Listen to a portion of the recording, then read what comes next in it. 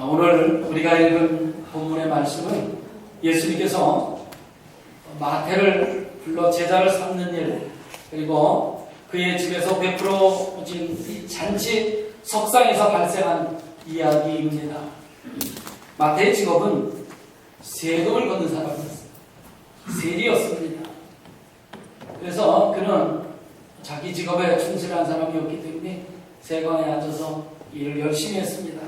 그런데 어느 날 예수님께서 그 지역을 지나가시다 마침 세관에서 일하는 마태를 보게 되셨습니다. 마태를 발견한 예수님 느닷없이 마태를 부르십니다. 나를 따르라.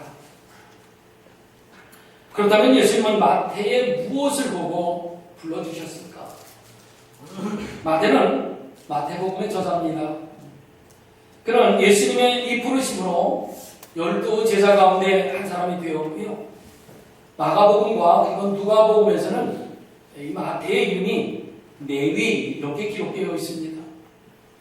아마 레위가 본명인 것 같고요. 아마 고향에서 불렀던 이름인 것 같고, 마태라고 하는 이름은 예수님께서 불러주신 이후에 예수님께서 지어주신 사도명이 아닌가 싶습니다. 아무튼 마태는 예수님의 부르심 이후에 예수님의 제자로서 사도직을 아주 훌륭하게 잘 감당해내었습니다. 예수님께서 마태를 제자로 선택하신 것은 매우 정확했습니다. 예수님은 한눈에 당시 사람들로부터 손가락질 받는 마태가 예수님의 제자로 매우 적합한 사람이라는 것을 알아보셨던 거죠. 마태는 당시 사람들이 보기에, 당시 사람들이 보기에, 유대인들이 보기에 예수님의 제자가 될 자격이 없는 사람이었습니다. 그 이유가 무엇이었겠습니까? 그 이유는 유대인들이 혐오하는 직업, 즉 세리라고 하는 직업을 가졌기 때문에 그랬습니다. 당시 소위 정통파로 자부하는 바리새인들은요, 율법의 세세한 규례까지 다 지켜가면서 일반 사람들과는 구별의식을 나름대로 지니고 있었습니다. 우리는 너희들하고 달라. 우리 바리새파 사람들은 너희들하고는 다른 부류야. 특별히 바리새인들은 죄인들로 분류되어 있는 매춘들 혹은 세리들, 이런 사람들 전혀 그 어떤 교제도 나누지 않았습니다. 그들과 속지 않았습니다. 의식적으로 자신들만 정결하다라고 자부하고 있었고, 그리고 자랑하고 있었습니다. 오늘 11절에 등장하는 이 바리새인들, 소위 정통파를 주장하는 자들의 대표적인 사람들이에요. 하지만 이 사람들은 예수님의 가르침대로 죄인들과 혹은 병으로 고통당하고 있는 이웃들, 과부들, 고아들, 이런 사람들을 격려하기는커녕 오히려 그들을 비난하고 정죄하기에 급급했습니다. 당시 이스라엘은 로마의 식민 통치를 받고 있던 시절입니다. 그래서 세리는 로마 정부로부터 하청을 받아서 세금 징수하는 일을 행했습니다. 그렇기 때문에 아무래도 이 권력기관으로부터 인정받고 일하는 사람이기 때문에 정당한 세금을 걷어들였다 이렇게 볼 수는 없을 것 같아요. 그러니까 아마 손가락질 받았던 것 같아요. 우리나라도 지금 권력기관으로부터 인정받은 사람이 엄청난 잘못된 일을 저지르고 말미암아 나라가 어지럽습니다. 그러니까 당시 국민들 입장에서 보면 세리라고 하는 그 직업 좋게 보지 않았던 거지요. 억압과 착취로 여겼습니다. 저 사람들은 착취하는 사람들이야. 즉 강제로 돈을 많이 거둔다라고 생각했던 겁니다. 우리는 먹고 살기도 바쁜데 로마에 바치려고 세금을 너무 많이 거둬. 저 사람들은 나쁜 사람들이야. 그래서 유대인들은 당시 세리를 창녀와 같은 그런 죄인으로 취급을 했어요. 그런데 이렇게 동족들로부터 외면당하고 그리고 멸시의 대상이 되어버린 사람들이 다른 유대인들이 보기에 전혀 가망이 없는 이 세리 마태를 예수님은 제자로 불러주셨습니다. 그것도 마태와 같은 직업을 가진 많은 세리들을 초청을 하셔서 그들과 제자들과 함께 음식을 나누셨습니다. 본문 9절부터 10절까지 보겠습니다. 예수께서 그곳을 떠나 지나가시다가 마태라는 사람이 세관에 앉아있는 것을 보시고 이르시되 나를 따르라 하시니 일어나 따르니라. 예수께서 마태의 집에서 앉아 음식을 잡수실 때에 많은 세리와 죄인들이 와서 예수와 그의 제자들과 함께 앉았더니 예수님은 가버나움에서 중풍병자를 고쳐주시고 그 자리를 떠나면서 다른 곳으로 이렇게 이동하게 되었습니다. 그런데 아마도 예수님과 그의 제자들 일행들은 세금을 걷는 이 세관을 이렇게 지나게 되신 것 같아요. 그때 때마침 마태라고 하는 세리가 그곳에 앉아서 어떤 물건에 세금을 부과해야 할지 이렇게 살피고 있었습니다. 그때 예수님은 다짜고짜 마태를 향해서 나를 따르라 이렇게 말씀하신 거지요. 마태는 예수님께서 나를 따르라고 하는 이 명령에 즉시 응답을 합니다. 예수님의 이 나를 따르라고 하는 이 명령은 미련이라든지 후회가 있을 수 없는 과거와는 완전한 단절을 나타내는 말씀입니다. 과거에는 그렇게 살았다 할지라도 예수님이 나를 따르라 하신 이 말씀은 그거와 완전히 단절을 짓는 그런 말씀이라는 것입니다. 누가복음 5장 28절에서는 마태가 모든 것을 버리고 일어나 따랐다 이렇게 기록되어 있습니다. 과거와 완전히 단절을 했다 그런 말입니다. 이것은 마태의 겸손한 면모를 강력하게 시사하는 말씀이죠. 저와 여러분들의 삶의 모습이 예수님을 따른 이후의 삶은 바로 이런 모습이 되어야 할 것입니다. 말씀을 들었으면 이런저런 핑계, 이래서 안 되고 저래서 안 되고 장가도 가야 되고 시집도 가야 되고 아버지의 장례도 치러야 되기 때문에 이런 핑계를 대면 안 됩니다. 말씀이 떨어지면 즉시로 그 말씀에 순종하는 겸손함이 있어야 합니다. 순종은 겸손에서 나오는 것입니다. 순종 잘하는 사람들은요 겸손합니다. 그리고 겸손은 어떻습니까? 하나님 앞에서 자신이 얼마나 비참한 죄인이라는 사실을 인정하고 깨닫고 그 사실을 깊이 회개해서 성령의 능력으로 변화되어 새 사람이 될 때 형성되어지는 내적인 변화입니다. 겉으로가 아니라 속 사람이 변화되는 거예요.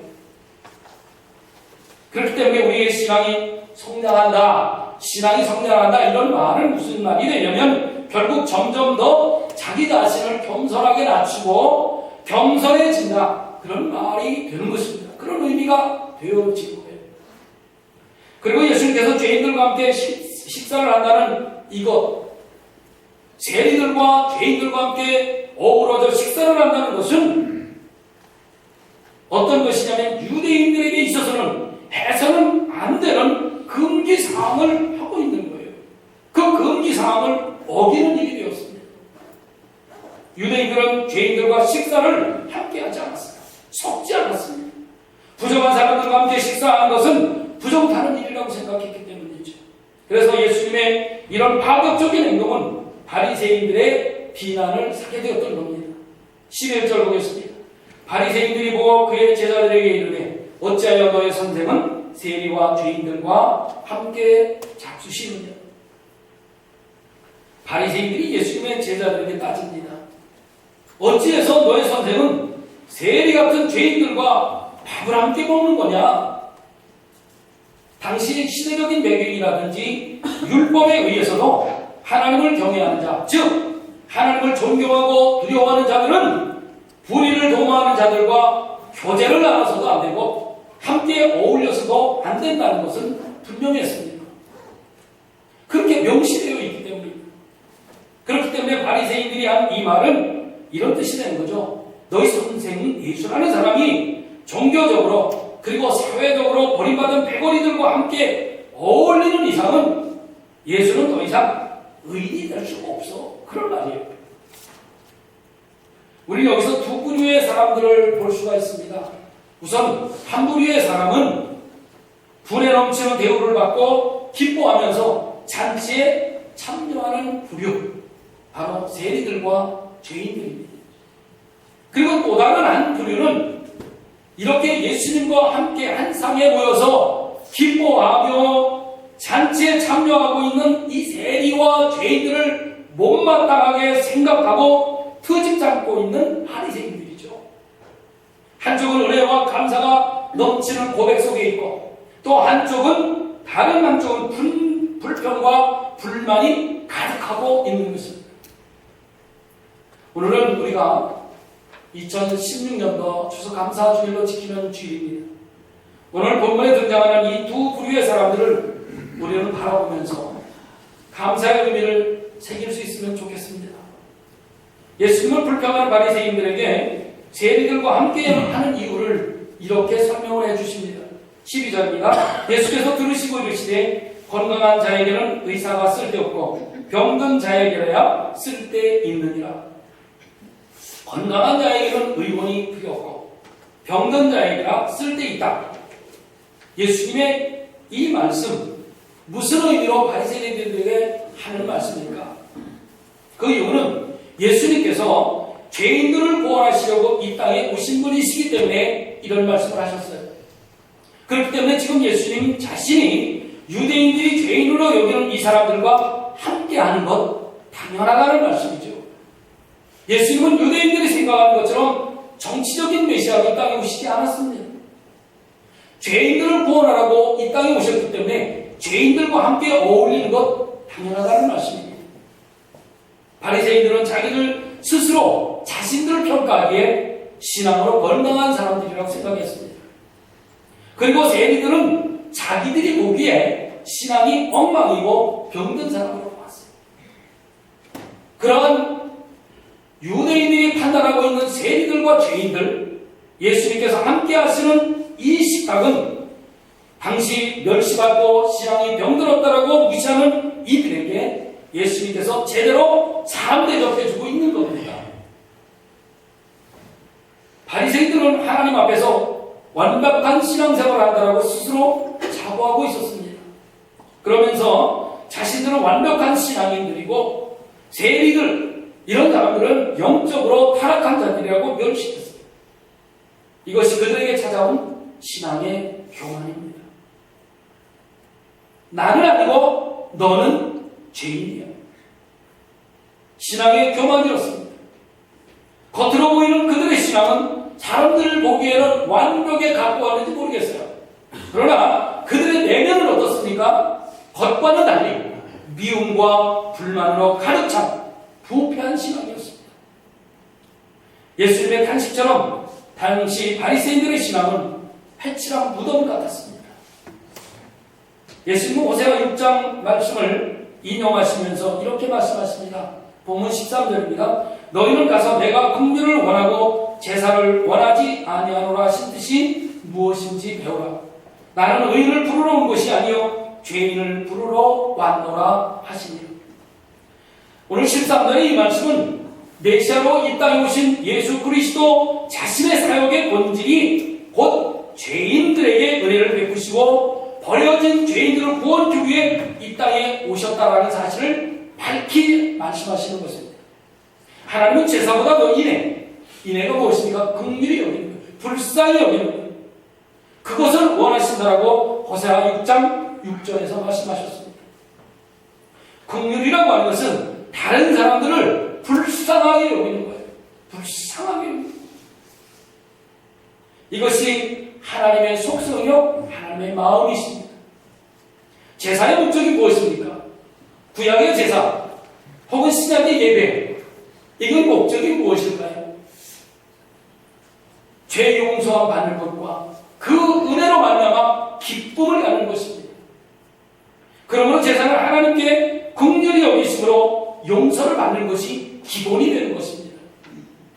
그렇기 때문에 제사를 통해서 죄 용서함 받는 사람들, 다른 사람들을 긍휼히 여기, 불쌍하게 여기는 마음을 가져야 한다 그 말입니다. 이것이 용서받은 자의 마땅한 도리겠죠. 그런데 바리새인들은 어땠습니까? 제사를 완벽하게 드린다라고 생각을 하고 있었고 자부하고 있었습니다만 그들에게는 긍휼이라고 하는 인애라고 하는 것이 보이지 않았어요. 다른 사람들을 불쌍히 여기는 마음이 없었습니다. 그렇다면 이들의 제사는 모순이 되는 거죠. 앞과 뒤가 맞지 않는 것입니다. 예수님은 바리새인들의 빈정거림을 향해서 제사의 기본 도리부터 다시 배워오라 그렇게 말씀하십니다.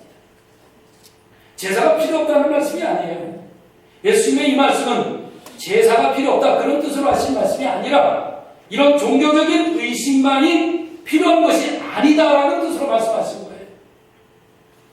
오히려 이런 종교적인 의식보다는 소외된 자들에게 사랑과 자비를 우선적으로 베풀어야 한다 그런 뜻으로 말씀하십니다.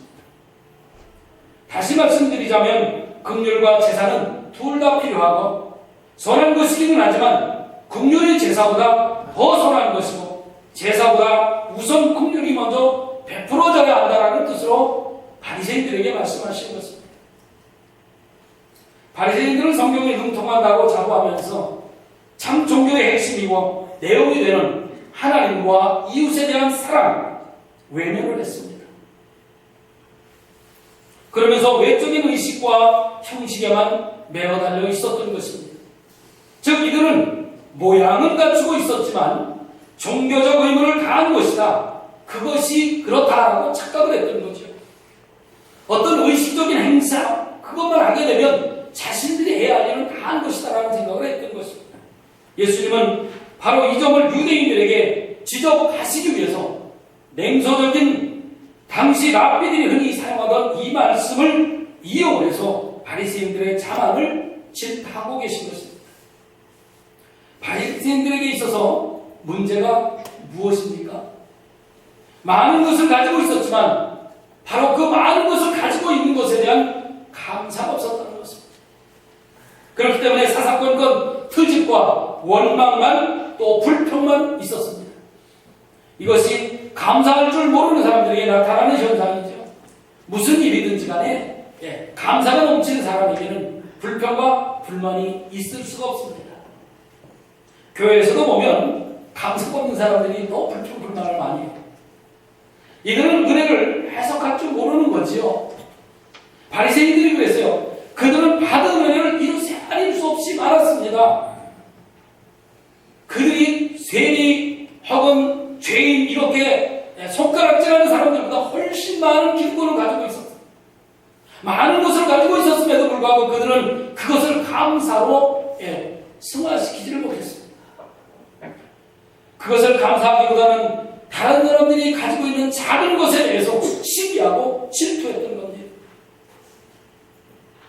자기가 가지고 있는 것이 얼마나 소중한지 모르면 감사할 수가 없겠지요. 은혜는 분에 넘치는 대우를 받는 겁니다. 거저받는 거예요.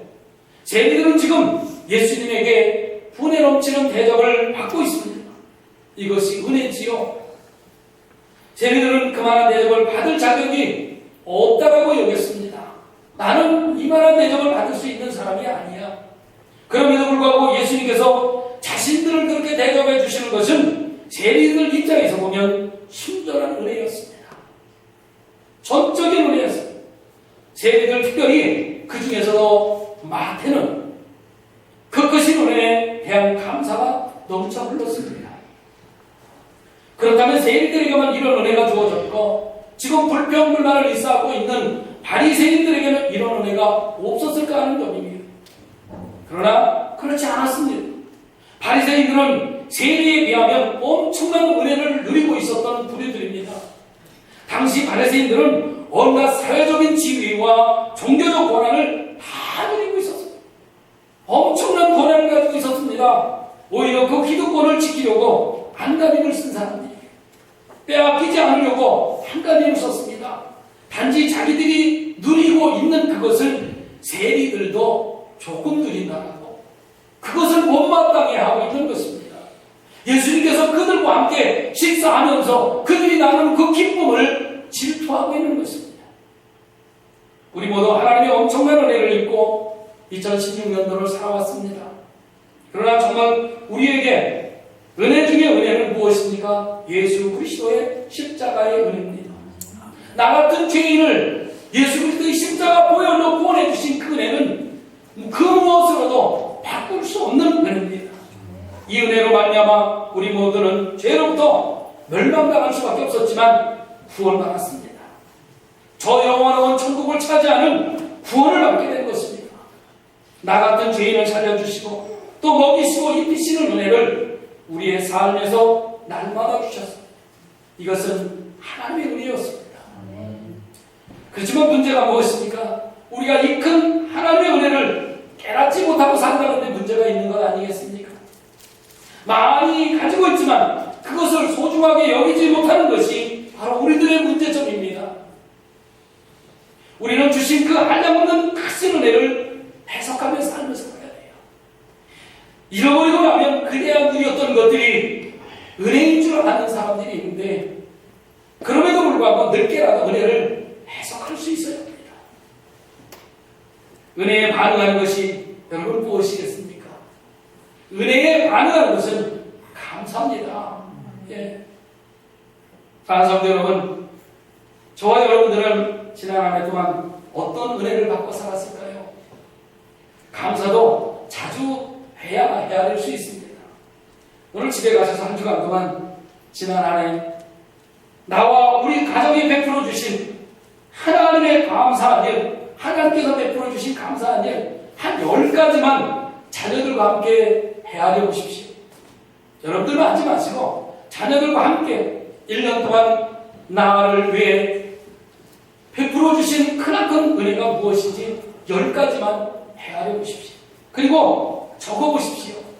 의미가 있을 것입니다. 감사는 은혜의 메아리입니다. 베푸신 은혜에 감사로 반응하면 이 감사가 다시 은혜가 되어서 나에게 돌아오는 거예요. 감사할 줄 아는 사람이 하나님의 복을 이어받는 줄로 믿습니다. 우리 아이들에게도 이걸 가르치십시오. 아이들은요, 부모를 따라 배웁니다. 학습합니다. 우리 아이들이 매년 베풀어 주신 하나님의 은혜에 반응하는 방법을 부모를 따라 배우고 이 다음에 부모의 곁을 떠난다면 그 아이들은 평생 하나님의 은혜에 감사할 줄 아는 복 있는 아이들이 되기 때문에 그렇습니다. 오늘 집에 가셔서 함께 1년 동안 베풀어 주신 하나님의 은혜를 한번 헤아려 보십시다. 우리가 감사할 일이 없을 때에도 감사할 줄 아는 사람들이 되어야 합니다. 아이들에게 그 모습을 우리들이 보여주어야 되지 않겠습니까? 살면서 고난 속에 헤맬 때도 오히려 감사하는 모습을 아이들에게 보여줘야 하겠습니다. 저는 그래서 제 어머니에게 참 감사합니다. 저희 어머니는 그런 감사한 모습을 저희들에게 보여주셨어요.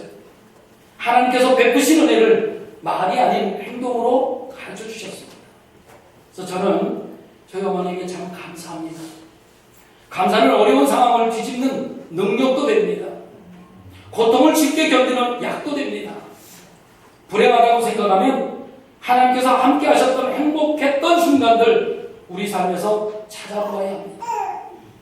그러면 그곳에서 우리는 반드시 용기를 얻게 될 것입니다. 이런 역전시키는 감사를 올 추수감사절에는 우리 모두가 했으면 좋겠어요. 또 은혜를 받을 줄 믿고 응답될 줄 믿고 미리 감사하십시오. 아직 은혜를 받지 못했지만 하나님께서 마련하신 은혜가 분명히 있을 것입니다. 아브라함은 아비 친척 떠나가는 하나님의 말씀을 들었어요. 아무것도 보이지 않았습니다. 본 것도 없습니다. 힘이 하나만 뭐 좀 보이는 것이 있어야 되는데 그런 것이 없었어요.